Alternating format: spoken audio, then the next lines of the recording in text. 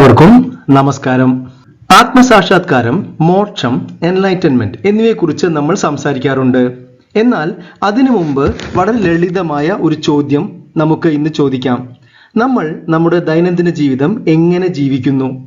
ഓരോ ദിവസവും നമ്മൾ പ്രവർത്തിക്കുന്നു, ചിന്തിക്കുന്നു, ദൈനംദിന ജീവിത സാഹചര്യങ്ങൾ അനുഭവിക്കുന്നു, തീരുമാനങ്ങൾ എടുക്കുന്നു. ഇതിനു പുറമെ മോക്ഷത്തിനു വേണ്ടി നമ്മൾ ആത്മീയ ജീവിതവും നയിക്കുന്നു. സത്യത്തിൽ ദൈനംദിന ജീവിതം, ആത്മീയ ജീവിതം എന്നിങ്ങനെ നമുക്ക് രണ്ട് ജീവിതം ഉണ്ടോ? വേദാന്തം പറയുന്നത് അങ്ങനെ ഒന്ന് ഇല്ല എന്നാണ്. നിങ്ങളുടെ ദൈനംദിന ജീവിതം തന്നെയാണ് ആത്മീയ സാക്ഷാത്കാരത്തിനുള്ള പ്രയത്നമായി മാറുന്നത്. അതിനു വേണ്ടിയാണ് വേദാന്തം 4 യോഗകളെ പരിചയപ്പെടുത്തുന്നത്.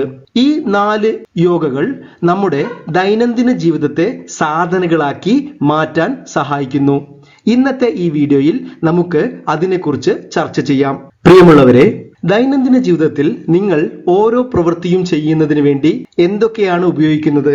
ആദ്യം നമ്മൾ നമ്മുടെ ശരീരം ഉപയോഗിക്കുന്നു. എല്ലാ പ്രവൃത്തികളുടെയും അടിസ്ഥാനം നമ്മുടെ ശരീരമാണ്. അടുത്തത് നമ്മുടെ മനസ്സ് ഉപയോഗിക്കുന്നു. പിന്നീട് നമ്മൾ വികാരങ്ങൾ ഉപയോഗിക്കുന്നു. തീരുമാനമെടുക്കുന്നതിനും നടപ്പിലാക്കുന്നതിനും നമ്മൾ നമ്മുടെ ബുദ്ധി ഉപയോഗിക്കുന്നു. വേദാന്തം ഈ 4 കാര്യങ്ങളെ വളരെ വിദഗ്ധമായി 4 യോഗകളാക്കി ബന്ധിപ്പിക്കുന്നു. അതിനെ ആത്മീയ സാധനയിലേക്ക് കണക്ട് ചെയ്യുന്നു.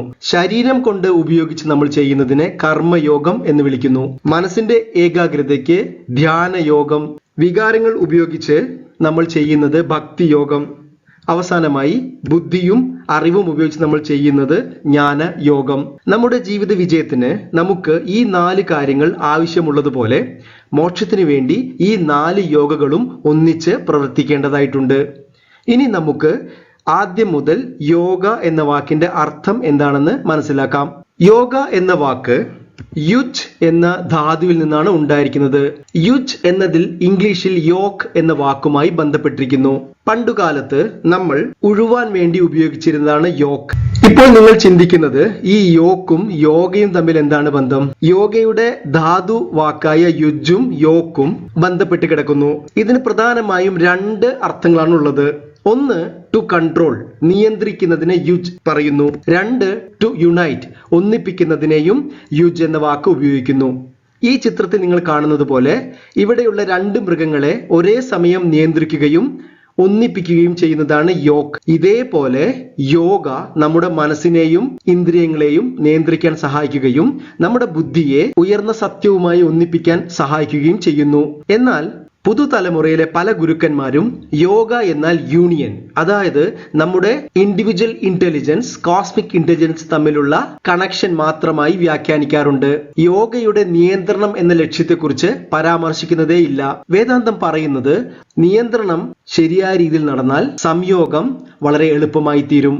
പ്രിയമുള്ളവരെ, ഇന്ന് ഞാൻ നിങ്ങൾക്ക് പരിചയപ്പെടുത്താൻ പോകുന്നത് ശ്രീ ശങ്കരാചാര്യരുടെ മഹത്തായ ഒരു ദൃഷ്ടാന്തമാണ്. ഒരു മനോഹരമായ ഉദാഹരണത്തിലൂടെ ഈ 4 യോഗകൾ ജീവിതത്തിൽ എങ്ങനെ പ്രയോഗിക്കണം എന്നതിനെ കുറിച്ച് ശങ്കരാചാര്യർ വ്യക്തമായി വിവരിക്കുന്നുണ്ട്. പലരും ചോദിക്കുന്ന ഒരു സംശയം, 4 യോഗകൾ ഉണ്ടല്ലോ, അപ്പോൾ ഞാൻ ഏതാണ് തിരഞ്ഞെടുക്കേണ്ടത്? നിർഭാഗ്യവശാൽ ചില ആധുനിക യോഗ ഗുരുക്കന്മാർ ഈ 4 യോഗകളെ മോക്ഷത്തിലേക്കുള്ള 4 മാർഗങ്ങൾ, 4 പാത്സ് എന്ന രീതിയിൽ അവതരിപ്പിക്കുന്നു.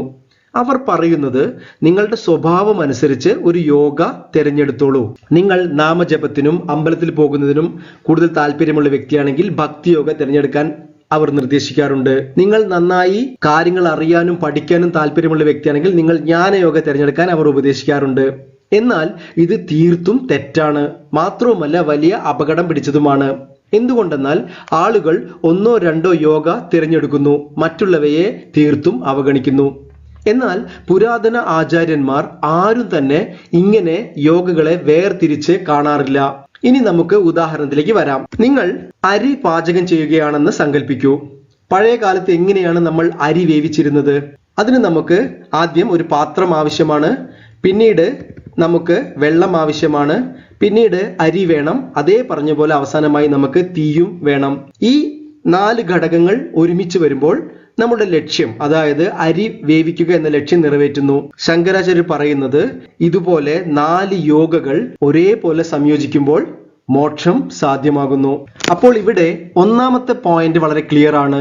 നമ്മളുടെ ആത്മീയ യാത്രയ്ക്ക് 4 യോഗകളും ഒരുമിച്ച് സംയോജിപ്പിച്ച് അഭ്യസിക്കേണ്ടതുണ്ട്. രണ്ടാമത്തെ പ്രധാനപ്പെട്ട പോയിന്റ് എന്ന് പറയുന്നത് ഈ 4 ഘടകങ്ങളിൽ ഈ അരിയെ വേവിക്കുന്നത് എന്താണ്? നിങ്ങൾക്കറിയാം, തീർച്ചയായും അത് അഗ്നിയാണ്, തീയാണ് അരിയെ വേവിക്കുന്നത്. മറ്റ് 3 എന്നാൽ ശരിയായ രീതിയിൽ അരിയെ വേവാൻ സഹായിക്കുന്നത് തീയാണ്. ശങ്കരാചാര്യരുടെ ഭാഷയിൽ പറയുന്നത് ജ്ഞാനം മാത്രമേ നമ്മളുടെ മനസ്സിലെ അജ്ഞാനത്തെ നീക്കാൻ സഹായിക്കുന്നുള്ളൂ. അദ്ദേഹത്തിന്റെ ഭാഷയിൽ പറഞ്ഞാൽ ജ്ഞാനാത് ഏവതു കൈവല്യം. ഇനി നമുക്ക് ഓരോ യോഗകളെ കുറിച്ച് ചുരുക്കി മനസ്സിലാക്കാം. ആദ്യത്തേത് ജ്ഞാനയോഗം, അറിവിന്റെ മാർഗമാണ്. ഈ യോഗയുടെ ലക്ഷ്യം നമ്മുടെ മനസ്സിലുള്ള അജ്ഞാനം നീക്കുക എന്നതാണ്. ഈ യോഗത്തിലെ പ്രധാന പഠന രീതി എന്ന് പറയുന്നത് ശ്രവണം, മനനം, നിധിധ്യാസനം എന്നിവയാണ്. ശ്രവണം എന്നാൽ വേദാന്ത സത്യങ്ങളെ, ജ്ഞാനങ്ങളെ ഒരു ഗുരുവിൽ നിന്ന് നേരിട്ട് നമ്മൾ കേൾക്കുന്നു. 2 മനനം എന്ന് പറയുന്നത് അതിനെക്കുറിച്ചുള്ള ചോദ്യങ്ങളും സംശയങ്ങളും, ഈ കേട്ട സത്യത്തെ ചോദ്യങ്ങളിലൂടെയും സംശയങ്ങളിലൂടെയും നമ്മൾ സംശയ നിവാരണം നടത്തുന്നു. 3ാമത്തെ നിധിധ്യാസനം, ഈ സത്യം, നമ്മൾ സംശയ നിവാരണം നടത്തിയ സത്യം നമ്മുടെ ജീവിത രീതിയുമായി ഇടകലർന്നു പോകുന്നുണ്ട്. ആ സത്യത്തെ ധ്യാനത്തിലൂടെ നമ്മൾ നമ്മുടെ ജീവിതത്തിന്റെ ഭാഗമാക്കി മാറ്റുന്നു. വേദാന്തത്തിന്റെ എല്ലാ ഗ്രന്ഥങ്ങളും ഈ 3 സിലബസിനെ അടിസ്ഥാനമാക്കിയിട്ടാണ് നിർമ്മിച്ചിരിക്കുന്നത്. ഇപ്പോൾ ശ്രവണത്തിന് അനുയോജ്യമായ ഗ്രന്ഥങ്ങളുണ്ട്, മനനത്തിന് അനുയോജ്യമായ ഗ്രന്ഥങ്ങളുണ്ട്, നിധിധ്യാസനയ്ക്ക് അനുയോജ്യമായ ഗ്രന്ഥങ്ങളുണ്ട്. ഈ യോഗ ബുദ്ധിയുടെ തലത്തിലാണ് പ്രവർത്തിക്കുന്നത്. നിങ്ങൾ ഈ വീഡിയോ കാണുമ്പോൾ ജ്ഞാനയോഗത്തിലെ ശ്രവണം എന്ന സാധന ചെയ്യുകയാണ്. ഇനി ഈ ജ്ഞാനമെല്ലാം നമുക്ക് വരുന്നത് ശാസ്ത്രങ്ങളിൽ നിന്നാണ്. ഭഗവത്ഗീത, ഉപനിഷത്ത്, ബ്രഹ്മസൂത്ര. അടുത്തത് കർമ്മയോഗ. പ്രിയമുള്ളവരെ, ഭഗവത്ഗീതയിലെ ഏറ്റവും പ്രധാനപ്പെട്ട വിഷയമാണ് കർമ്മയോഗം. ഭഗവാൻ കൃഷ്ണൻ ഇതിനെ ബുദ്ധിയോഗം എന്നാണ് വിളിക്കുന്നത്. ലോകത്തിൽ ഏറ്റവും കൂടുതൽ ചർച്ച ചെയ്യപ്പെട്ടതും അതുപോലെ ഏറ്റവും കൂടുതൽ തെറ്റിദ്ധരിക്കപ്പെട്ടതുമായ ഒരു യോഗയാണ് കർമ്മയോഗം. കാരണം അതിന്റെ പേരിലാണ് പ്രശ്നമിരിക്കുന്നത്. കർമ്മയോഗത്തെ സാധാരണയായി യോഗ ഓഫ് ആക്ഷൻ, നിങ്ങൾ ചെയ്യുന്ന കർമ്മങ്ങളെല്ലാം കർമ്മയോഗം എന്ന രീതിയിൽ വ്യാഖ്യാനിക്കാറുണ്ട്. എന്നാൽ കർമ്മയോഗം സത്യത്തിൽ നിങ്ങൾ ചെയ്യുന്ന കർമ്മങ്ങളല്ല, മറിച്ച് ആ കർമ്മങ്ങൾ ചെയ്യുമ്പോൾ നിങ്ങൾ അനുഷ്ഠിക്കുന്ന ഭാവം, മനോഭാവത്തിനാണ് പ്രാധാന്യം. നിങ്ങൾ നിങ്ങളുടെ കർമ്മങ്ങൾ സാധാരണ രീതിയിൽ നിർവഹിക്കുകയാണെങ്കിൽ നിങ്ങൾ ഒരു കർമ്മിയായി തീരുന്നു. എന്നാൽ അതേ കർമ്മങ്ങൾ യഥാർത്ഥ ഭാവത്തോടുകൂടി, ശരിയായ മനോഭാവത്തോടു കൂടി നിർവഹിക്കുമ്പോൾ നിങ്ങൾ ഒരു കർമ്മയോഗി ആയിത്തീരുന്നു. ആദ്യത്തേതിൽ കർമ്മം നിങ്ങളെ ബന്ധിക്കുന്നു, രണ്ടാമത്തേതിൽ കർമ്മം നിങ്ങളെ മോചിതനാക്കുന്നു. ഇതാണ് കർമ്മബന്ധം. പ്രിയമുള്ളവരെ, കർമ്മബന്ധം എന്നത് ഭഗവത്ഗീതയുടെ വീക്ഷണത്തിൽ നോക്കി മനസ്സിലാക്കേണ്ടതുണ്ട്. വളരെ ആഴവും വിശാലവുമേറിയ ഒരു സബ്ജക്റ്റാണ്. അതുകൊണ്ട് നമ്മൾ ഒരു വീഡിയോ കർമ്മയോഗത്തിന് വേണ്ടി ചെയ്യുന്നതായിരിക്കും. ഇനി നമുക്ക് ധ്യാനയോഗം എന്താണെന്ന് നോക്കാം. ഒരു പക്ഷെ നമ്മളിൽ പലരും അവഗണിക്കുന്ന ഒന്നാണ് ധ്യാനം അഥവാ മെഡിറ്റേഷൻ. ഈ യോഗയെ രാജയോഗം എന്നും ക്രിയായോഗം എന്നും വിളിക്കാറുണ്ട്. പ്രിയമുള്ളവരെ, ഈ വീഡിയോ കാണുന്ന നിങ്ങളിൽ എത്ര പേർ ദിവസവും ഒരു 10 മിനിറ്റ് എങ്കിലും ധ്യാനത്തിന് വേണ്ടി മാറ്റിവെക്കാറുണ്ട്?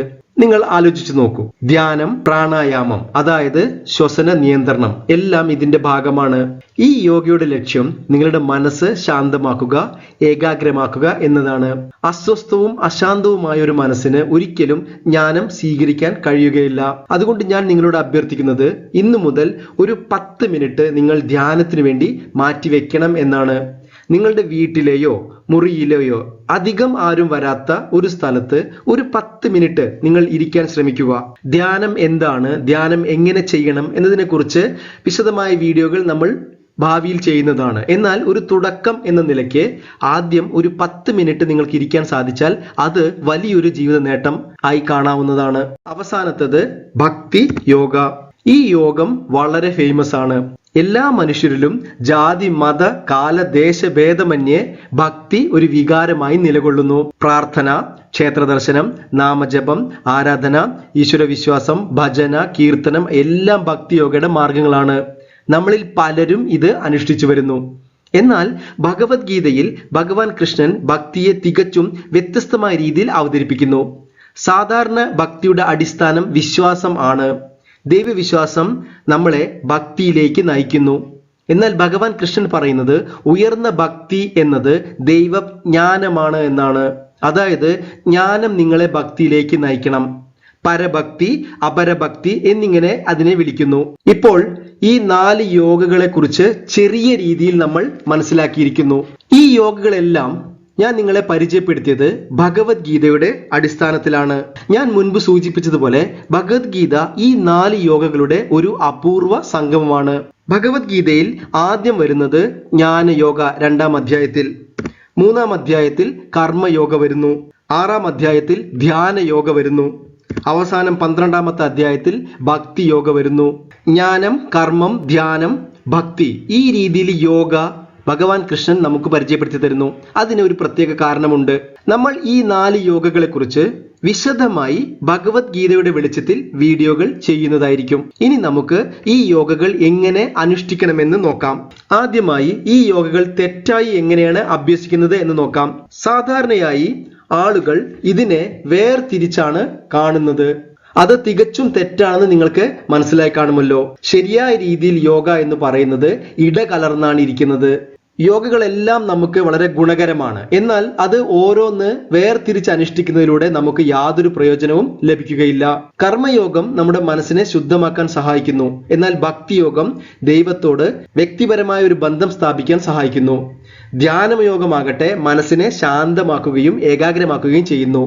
ജ്ഞാനയോഗം നിങ്ങളുടെ മനസ്സിന്റെ അജ്ഞാനം നീക്കാൻ സഹായിക്കുന്നു.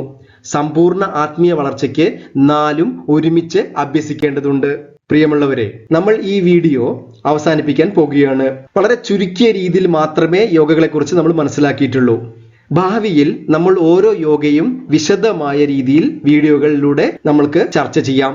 എനിക്ക് വീണ്ടും നിങ്ങളോട് പറയാനുള്ളത്, ഈ 4 യോഗകൾ 4 വ്യത്യസ്ത വഴികളല്ല, മറിച്ച് ഒരു സാധകന് പരസ്പരം പൂരിപ്പിക്കുന്ന അഭ്യാസങ്ങളാണ്. ശരീരം, മനസ്സ്, ബുദ്ധി, വികാരങ്ങൾ എല്ലാം ഒരു ലക്ഷ്യത്തിലേക്ക് കേന്ദ്രീകരിക്കണം. ഇവിടെ ലക്ഷ്യം എന്താണ്? മോക്ഷമാണ് നമ്മുടെ ലക്ഷ്യം. മോക്ഷമേവ മമ ലക്ഷ്യം.